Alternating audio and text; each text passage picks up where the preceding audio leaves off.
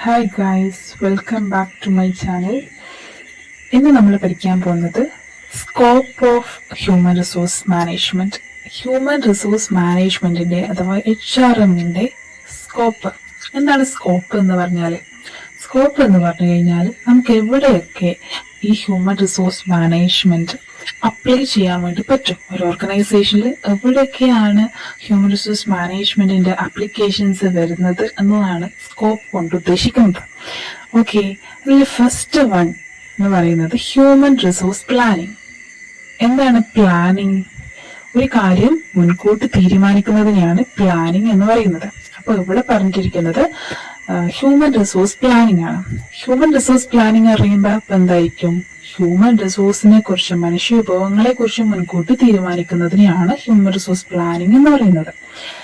It is concerned with the determination of the number of personnel required in an organization. ഒരു ഓർഗനൈസേഷനിലേക്ക് ആവശ്യമായിട്ടുള്ള പേഴ്സണലിന്റെ എണ്ണം determine ചെയ്യുക. അതായത് human റിസോഴ്സിന്റെ എണ്ണം ഡിറ്റർമൈൻ ചെയ്യുക, കണ്ടുപിടിക്കുന്നത് ഏതിലാ? ഹ്യൂമൻ റിസോഴ്സ് പ്ലാനിങ്ങിലാണ്. അതേപോലെ തന്നെ right person should be appointed at right time and at right job. ശരിയായ ജോബിൽ ശരിയായ സമയത്ത് ശരിയായ പേഴ്സണെ അപ്പോയിന്റ് ചെയ്യാൻ വേണ്ടിയുള്ള തീരുമാനങ്ങൾ എടുക്കുന്നതും ഹ്യൂമൻ റിസോഴ്സ് പ്ലാനിങ് എന്ന് പറഞ്ഞ ഒരു ഫംഗ്ഷനിലാണ്. അപ്പോൾ ഇതൊക്കെ ചെയ്യുന്നത് ഏതിന്റെ സഹായത്തോടു കൂടിയാണ്? ഹ്യൂമൻ റിസോഴ്സ് മാനേജ്മെന്റിന്റെ സഹായത്തോടു കൂടിയാണ്. അപ്പൊ ഒന്നാമത്തെ സ്കോപ്പാണ് human resource planning. Second one job analysis and job design. ഇവിടെ ജോബ് അനാലിസിസ് എന്ന് പറഞ്ഞു കഴിഞ്ഞാൽ job analysis detailed and systematic study of jobs.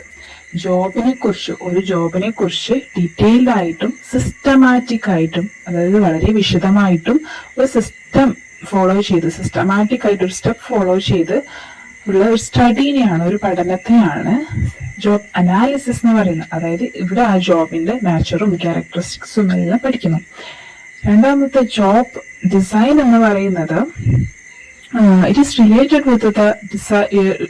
with deciding the contents of the job.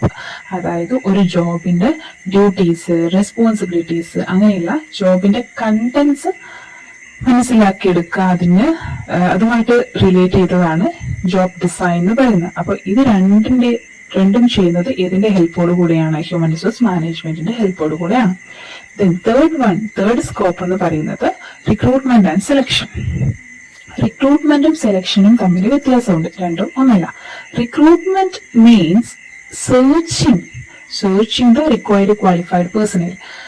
ഒരു കമ്പനിക്ക് അല്ലെങ്കിൽ ഒരു ഓർഗനൈസേഷൻ ആവശ്യമുള്ള റിക്വയർഡ് ക്വാളിഫൈഡ് പേഴ്സണലിനെ, ക്വാളിഫൈഡ് ആയിട്ടുള്ള ആൾക്കാരെ സെർച്ച് ചെയ്യുന്ന പ്രോസസ്സിനെയാണ് ആക്ച്വലി റിക്രൂട്ട്മെന്റ് എന്ന് പറയുന്നത്. എങ്കിൽ ആ ഒരു കമ്പനിക്ക് ആവശ്യമുള്ള ആൾക്കാരെ ചൂസ് ചെയ്യുന്ന പ്രോസസ്സാണ് സെലക്ഷൻ എന്ന് പറയുന്നത്. അതുകൊണ്ട് തന്നെ സെലക്ഷനെ ഒരു നെഗറ്റീവ് പ്രോസസ്സും റിക്രൂട്ട്മെന്റിനെ ഒരു പോസിറ്റീവ് പ്രോസസ്സും കൂടെ പറയുന്നുണ്ട്. അപ്പോൾ റിക്രൂട്ട്മെന്റ് ആൻഡ് സെലക്ഷൻ എന്ന് പറയുന്നത് HRMന്റെ മറ്റൊരു സ്കോപ്പാണ്. Then fourth one is orientation and placement. Orientation and placement നമുക്കറിയാം, ഒരു എംപ്ലോയിയെ ഓർഗനൈസേഷനിൽ പുതുതായിട്ട് നിയമിക്കുമ്പോൾ ഉറപ്പായിട്ട് കൊടുക്കുന്ന കാര്യമാണെന്ത്? ഓറിയന്റേഷൻ. അവരെ പ്ലേസ് ചെയ്ത് കഴിഞ്ഞാൽ അവർക്ക് എന്ത് കൊടുക്കും? ഓറിയന്റേഷൻ ക്ലാസ്സസ് പ്രൊവൈഡ് ചെയ്യും. ഓറിയന്റേഷൻ ക്ലാസ്സസ് എന്തിനു വേണ്ടിയാണ് പ്രൊവൈഡ് ചെയ്യുന്നത്? ഒരു ന്യൂലി സെലക്ടഡ് എംപ്ലോയീസിന് ആ ഓർഗനൈസേഷനെ കുറിച്ചുള്ള വെറൈറ്റി ഓഫ് ഇൻഫർമേഷൻസ് കിട്ടാൻ വേണ്ടിയിട്ട്, അതായത് to provide variety of information relating to organization. അതായത് അതിൽ എന്തെങ്കിലും ഇൻക്ലൂഡ് ആവാം rules and regulations, subordinates, superiors, അതായത് അവരെ റൂൾസ് ആൻഡ് റെഗുലേഷൻസ്, അവർ ഫോളോ ചെയ്യുന്ന റൂൾസ് ആൻഡ് റെഗുലേഷൻസ് എന്തെല്ലാന്നും, അവരുടെ സബോർഡിനേറ്റ്സ് ആരാണ്, സുപ്പീരിയേഴ്സ് ആരാണ് എന്നിങ്ങനെയുള്ള ഇൻഫർമേഷൻസ് എംപ്ലോയീസിനെ പാസ് ചെയ്യുകയാണ് ഈ ഓറിയന്റേഷൻ പ്രോഗ്രാമിൽ കൂടെ ഉദ്ദേശിക്കുന്നത്. അപ്പൊ അതാണ് മറ്റൊരു scope. Then fifth one is training and development. നമ്മൾ ഒരു എംപ്ലോയിനെ പ്ലേസ് ചെയ്തു, അതിനുശേഷം എന്ത് ചെയ്യും? അവർക്ക് അവരുടെ നെസസറി ജോബിന് വേണ്ടിയിട്ടുള്ള ട്രെയിനിങ്ങും ഡെവലപ്മെന്റ് ആക്ടിവിറ്റീസും കമ്പനി പ്രൊവൈഡ് ചെയ്യും. അങ്ങനെയാണെങ്കിൽ മാത്രമേ എന്ത് ചെയ്യാൻ പറ്റുള്ളൂ? അവരുടെ existing knowledge and skills enhance ചെയ്യാൻ വേണ്ടി പറ്റുള്ളൂ. That means proper training should be given to employees to acquire new knowledge and skills. Okay, ഇതാണ് അടുത്തൊരു സ്കോപ്പ് പറയുന്നത്. Then 6th one is performance appraisal and job evaluation. ഇനി ഇവര് ഈ എംപ്ലോയിനെ എന്ത് ചെയ്തു, നമ്മൾ ട്രെയിനിങ് ഒക്കെ കൊടുത്തു, ഡെവലപ്മെന്റ് ആക്ടിവിറ്റീസ് ഒക്കെ പ്രൊവൈഡ് ചെയ്തു. അതിനുശേഷം എന്ത് വേണം, അവരുടെ പെർഫോമൻസ് ഇവാലുവേറ്റ് ചെയ്യണം. It is the process of assessing the performance and progress of an employee or group of എംപ്ലോയീസിന്റെയോ അല്ലെങ്കിൽ ഒരു എംപ്ലോയിയുടെയോ പെർഫോമൻസ്, അവരെങ്ങനെ ജോലി നന്നായിട്ട് ചെയ്യുന്നുണ്ടോ, അവരെങ്ങനെ പ്രോഗ്രസ് ആവുന്നുണ്ടോ എന്നുള്ള കാര്യങ്ങളെല്ലാം അസസ് ചെയ്യുന്ന പ്രോസസ്സിനെയാണ് പെർഫോമൻസ് അപ്രൈസൽ എന്ന് പറയുന്നത്. And job evaluation എന്ന് പറഞ്ഞാൽ, job evaluation the relative worth of the job is determined. ആ ഒരു ജോബിന്റെ വാല്യൂ ഡിറ്റർമൈൻ ചെയ്യുന്നതാണ് ജോബ് ഇവാലുവേഷൻ എന്ന് പറഞ്ഞു കഴിഞ്ഞാൽ.